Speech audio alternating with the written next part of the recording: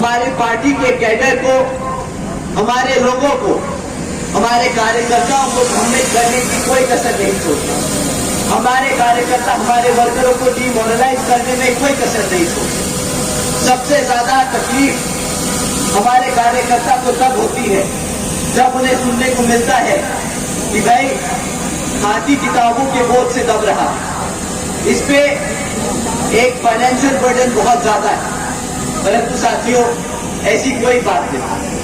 आप लोगों ने इलेक्ट्रल बॉन्ड्स के बारे में सुना होगा, आप लोगों ने क्या उसके बारे में जानकारी है? साथियों, जिनको उसके बारे में जानकारी है अपने हाथ उठाएं। आधे पंडाल में हाथ उठे हैं, आधे में नहीं। तो साथियों, मैं आप लोगों से इलेक्ट्रल बॉन्ड्स के बारे में बात करता हूं क्योंकि वो इन किताबों से जुड़ा है। साथियों,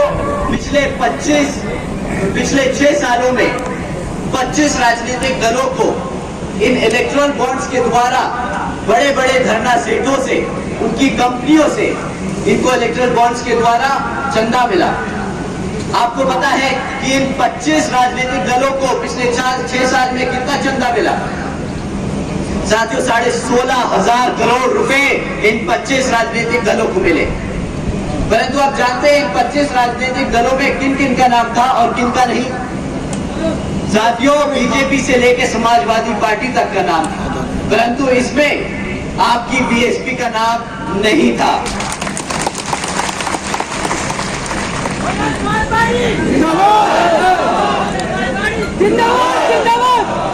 साथियों, बीएसपी केवल यहाँ उत्तर प्रदेश में नहीं बल्कि पूरे देश में बड़े बड़े पूंजीपतियों व धरना सेठों के धन बल के सहारे नहीं बल्कि अपने समर्थकों, कार्यकर्ताओं, वर्करों के बल पर, उनके तन मन और धन के आधार पर यहाँ अपना चुनाव लड़ती आई है और आगे भी अपना चुनाव उन्हीं के बल पे लड़ती जाएगी।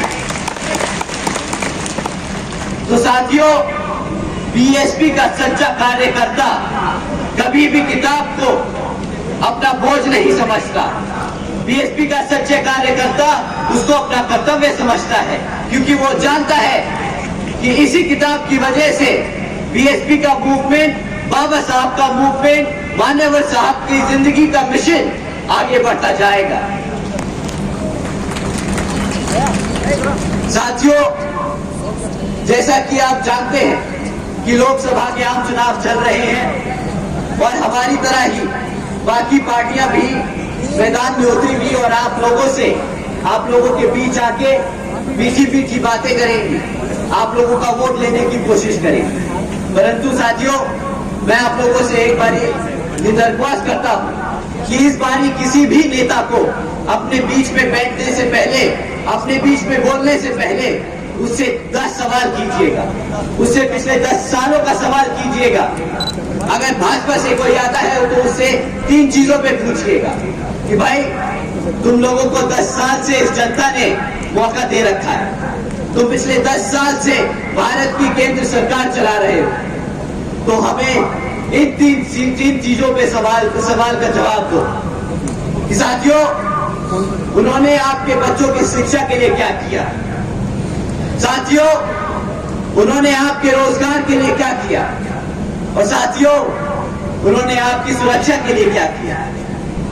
साथियों, मुद्दे तो बहुत से हैं जिन पे उनकी विफलताएं अनेकों हैं, परंतु शिक्षा, रोजगार और सुरक्षा हमारे समाज के लिए सबसे ज्यादा जरूरी। साथियों, शिक्षा के मामले में अगर भाजपा के काम का चिट्ठा खोला जाए तो बीजेपी की सरकार के चलते हुए शिक्षा के नाम पर सिर्फ पेपर लीकों की खबरें आई। आप लोग सब जानते हैं कि जब भी किसी को तकलीफ सहने को मिल रही है वो है रोजगार की। आज बीजेपी की सरकार के चलते हुए 3 में से 1 ग्रेजुएट युवा साथी बेरोजगार है। यहाँ पे कितने हमारे युवा साथी हैं जिनको आज तक एक भी नौकरी नहीं मिली? हाथ उठाकर बताएं साथी। आधा पंडाल अपना हाथ उठा रहा है। इसकी तस्वीरें सोशल मीडिया पे डालकर आप भाजपा की सरकार तक पहुंचाने का काम करें साथियों। उन्हें पता होना चाहिए कि उन्होंने पिछले 10 साल में क्या काम किया है। जिंदाबाद जिंदाबाद। उत्तर प्रदेश में एक लाल टोपी वाले भी हैं।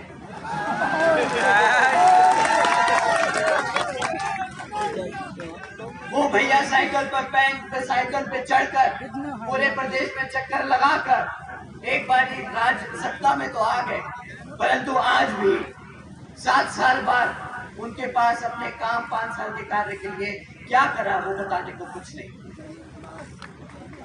आप लोगों को उन्होंने खूब उल्लू बनाया, टोपी पहन गए और आपको भी टोपी पहना गए, परंतु इस बारी साथियों अब आप लोग इनके झांसे में मत आइएगा। ये लोग मीठी मीठी बातें बहुत करेंगे, परंतु आपको इनसे काम पूछना है कि इन्होंने करा क्या। पिछले विधानसभा आम चुनाव में हमारे मुसलमान के भाइयों ने इनको एक तरफा वोट डाला, पर आज उसी समाज के अत्याचारों के खिलाफ इनके मुंह से एक शब्द नहीं निकलता।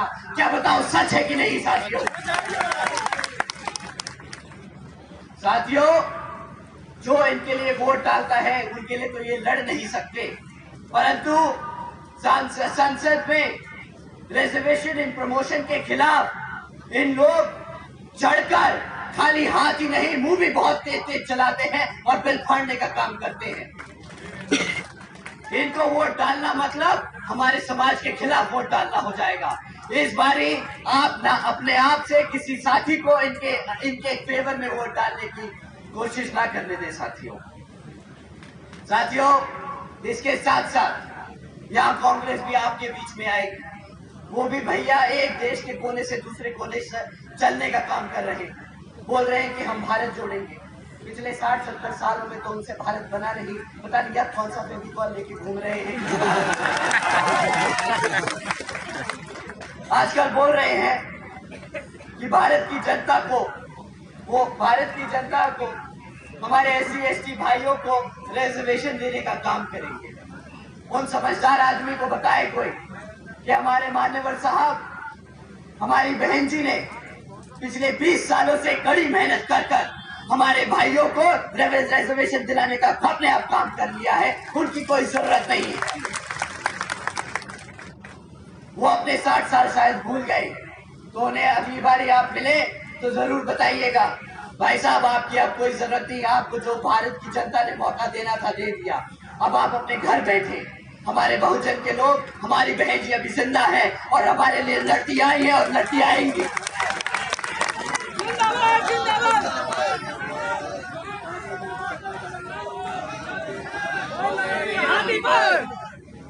सही कहा, एक बार वो नारा जरूर दे दीजिए।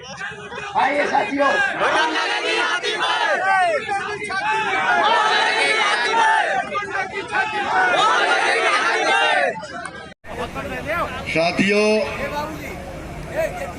आज हमारा देश बहुत गंभीर परिस्थितियों से गुजर रहा है।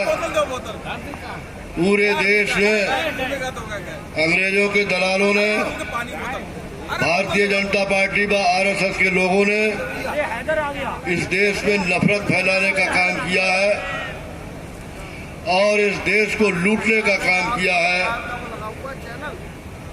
तथा जो विरोधी पार्टियों के लोग हैं उनके साथ दमनात्मक रवैया अपनाया जा रहा है। उन्हें जेलों में बंद किया जा रहा है और हर समय भारतीय जनता पार्टी के लोग हिंदू मुसलमान, हिंदुस्तान पाकिस्तान की बात करते हैं और यहाँ के लोगों लड़ाने का काम करते हैं। तो साथियों, आपको समझना होगा, आपको गंभीरता से समझना होगा कि भारतीय जनता पार्टी के लोगों ने, भारतीय जनता पार्टी के प्रधानमंत्री ने, जिसने झूठ बोलने का सर्टिफिकेट प्राप्त कर लिया है, जो बात भी बोलता है झूठ बोलता है, चाहे वो 15 लाख रुपए की बात हो, 2 करोड़ लोगों को नौकरी देने की बात हो, किसानों की आमदनी दूनी करने की बात हो, ये सब बातें सब झूठी हैं। इस प्रधानमंत्री ने दुनिया में एक रिकॉर्ड बनाने का काम किया है कि नरेंद्र मोदी जब से प्रधानमंत्री बने हैं तब से झूठ बोलने का कोई काम नहीं कर रहे हैं।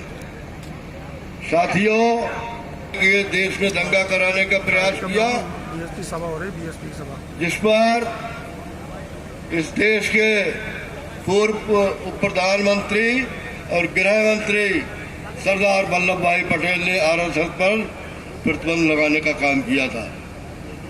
साथियों, इस भाजपा की सरकार ने इस देश में बेरोजगारों को पैदल कर दिया है, रोजगार सब समाप्त हो रहे हैं और देश की संपत्ति एक संपत्ति बनाई नहीं और देश की संपत्तियां बेचने का काम कर रहा है। हवाई अड्डा बेच दिए, बंदरगाह बेच दिए, रेल बेच दिए, तेल बेच दिया। ऐसे में हम सब लोगों की जिम्मेदारी ये बनती है और ये 400 का नारा देकर इस देश की जनता को गुमराह करने का काम कर रहे हैं और बाबा साहब ने जो संविधान बनाया उस संविधान को समाप्त करने की बात कर रहे हैं। साथियों, बताना चाहता हूं कि बहन कुमारी मायावती जी ने मुझे बरेली लोकसभा लड़ने का निर्देश दिया है और जीतने का निर्देश दिया है। आप आज तक जो भी बरेली लोकसभा से प्रत्याशी है, भारतीय जनता पार्टी को तो बरेली में प्रत्याशी नहीं मिला, उसने वो पीलीभीत लोकसभा से प्रत्याशी लाई है।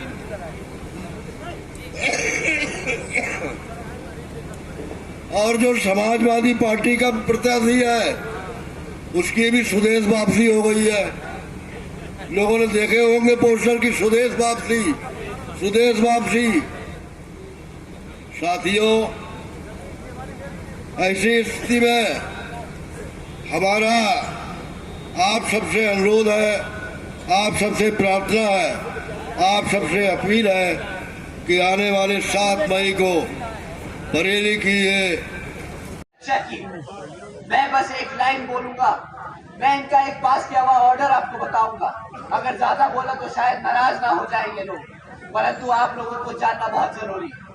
साथियों, अभी कुछ समय पहले भाजपा के मुख्यमंत्री जी ने यहाँ पर एक ऑर्डर पास किया। ऑर्डर में कहा कि लड़कियों को आज शाम को 8 बजे के बाद से प्राइवेट इंस्टीट्यूट्स में, कॉलेजेस में ट्यूशंस लेने की जरूरत नहीं है, उन्हें लेने नहीं दिया जाएगा। वो शाम को 8 बजे के बाद घर से बाहर नहीं निकल सकती, क्योंकि यहाँ की सरकार उनकी सुरक्षा की गारंटी नहीं ले सकती। साथियों, अगर ये सरकार आपके सामने बेशर्मों की तरह बोलती है कि हम अपनी बेटियों की सुरक्षा नहीं कर सकते, तो इस सरकार को सत्ता में रहने का कोई हक नहीं।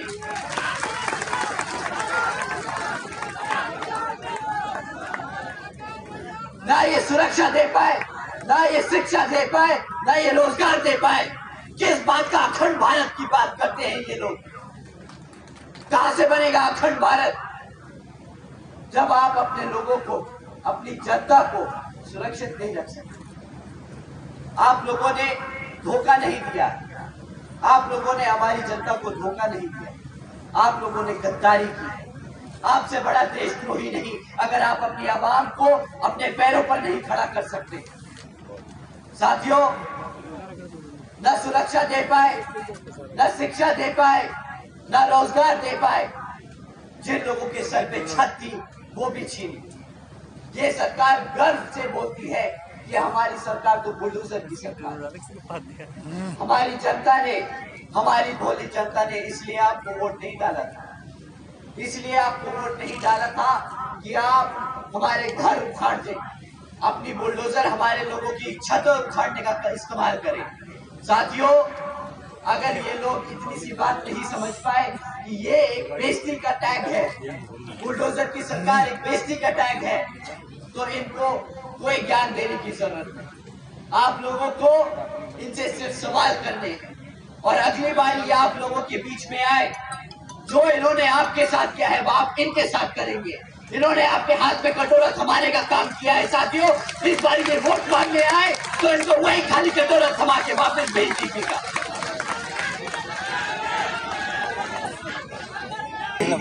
अब अभी नहीं आ रही थी, बारे तुम उठा लियो ऊपर को, जानबूझ के गलत बात है, उससे पहले नहीं आ रही थी। जब आप पढ़ेंगे नहीं तो अपने इतिहास के बारे में जानेंगे कैसे? जब आपको नौकरी नहीं मिलेगी तो आपको रिजर्वेशन कहां से मिलेगा? साथियों, इन्होंने आपके इतिहास को खत्म करने की कोशिश की है। अगर ये पार्लियामेंट में आपका संविधान नहीं बदल सकते तो ये इस तरीके से आपका भविष्य खत्म करने की कोशिश कर रहे हैं। साथियों, अगर बहन जी नहीं होती अब तक तो ये हमें कब का मिटा चुके होते।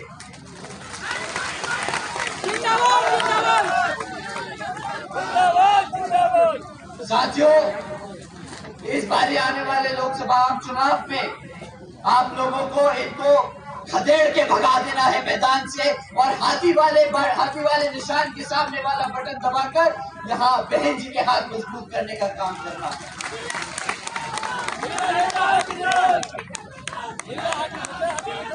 हमारी पार्टी ने यहाँ पर अलग अलग क्षेत्रों में हमारे कैंडिडेट उतारे हैं, जैसा कि हमारे सारे कैंडिडेट्स आपके सामने खड़े। साथियों, ये आज से नहीं, बहुत सालों से आप लोगों के बीच में रहकर काम आपके हकों के लिए लड़ सके।